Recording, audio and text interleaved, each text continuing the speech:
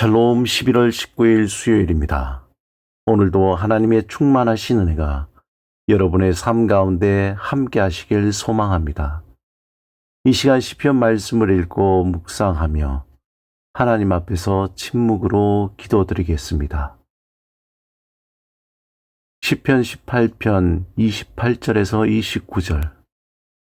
하나님의 도는 완전하고 여호와의 말씀은 순수하니 그는 자기에게 피하는 모든 자의 방패의 시로다.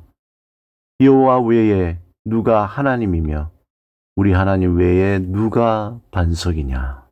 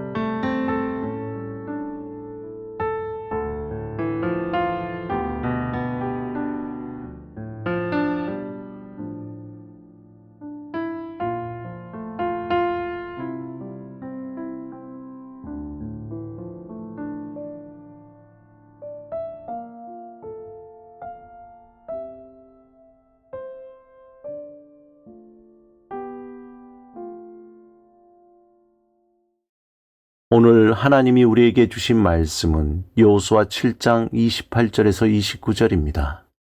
함께 말씀을 읽고 우리에게 들려주시는 하나님의 음성을 듣겠습니다.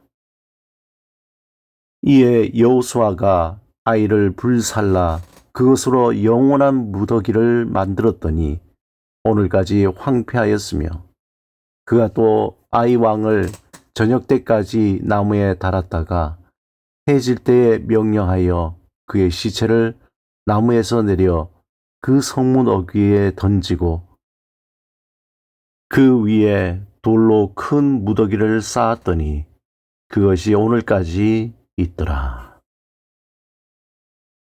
여호수아 8장 28절에서 29절은 아이성이 완전히 불타 폐허가 되고 그 왕이 나무에 달렸다가 해질 때에 내려져 성문 어귀에 던져지는 장면으로 마무리됩니다. 이것은 단순한 군사적 승리의 기록이 아닙니다. 실패해서 다시 일어선 백성에게 주시는 하나님의 회복 이야기입니다. 아이성 정복이 가능했던 이유는 단 하나였습니다. 죄의 문제를 먼저 해결했기 때문입니다. 7장에서 이스라엘은 작은 아이성 앞에서 참패했습니다. 군사력이 부족해서가 아닙니다. 아간의 범죄로 인해 하나님과 관계가 무너졌기 때문입니다. 여기서 중요한 진리를 우리는 보게 됩니다. 하나님과의 관계가 무너지면 아무리 작은 문제 앞에서 우리는 무너지게 됩니다. 아간의 죄가 처리되고 백성이 정결해졌을 때 비로소 승리가 왔습니다. 하나님은 우리의 열심이나 전략보다 먼저 우리의 영적 상태를 보십니다. 오늘 우리 삶이 막히고 있습니까? 혹시 해결되지 않는 죄가 발목을 잡고 있지 않습니까? 아이성의 교훈은 분명합니다. 죄를 끊어낼 때 회복이 시작됩니다. 아이성 전투는 여리고와 달랐습니다. 침묵 행진도 나팔 소리도 없었습니다. 대신 매복과 유인 전술이 사용되었습니다. 하나님의 방법은 늘 같지 않습니다. 상황마다, 사람마다, 시대마다 다른 지혜를 주십니다.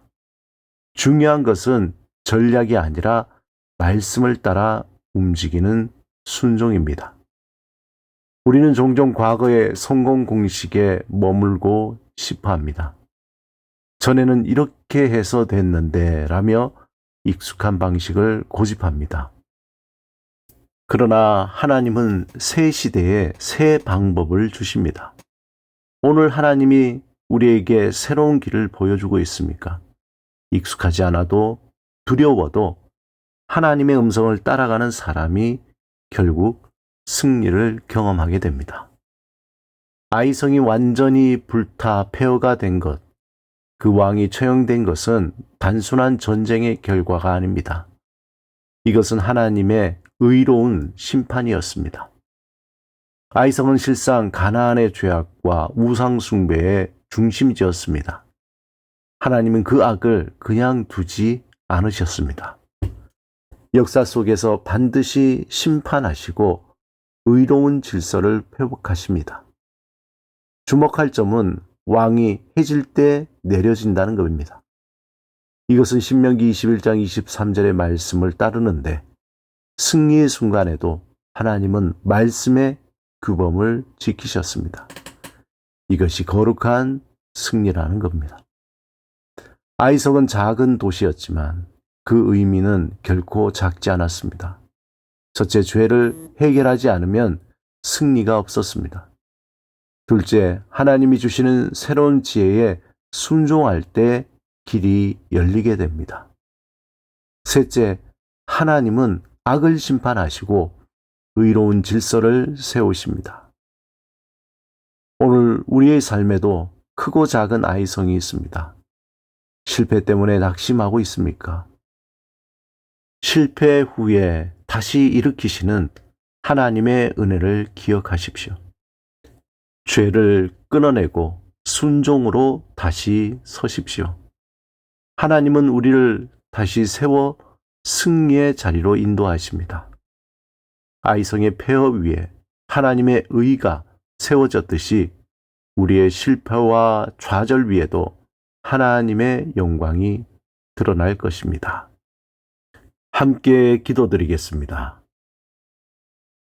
주님, 우리의 죄를 깨끗이 하시고 순종의 길로 다시 세우시고 아이성의 승리처럼 회복의 은혜를 경험하게 하소서. 예수 그리스도 이름으로 기도드립니다. 아멘.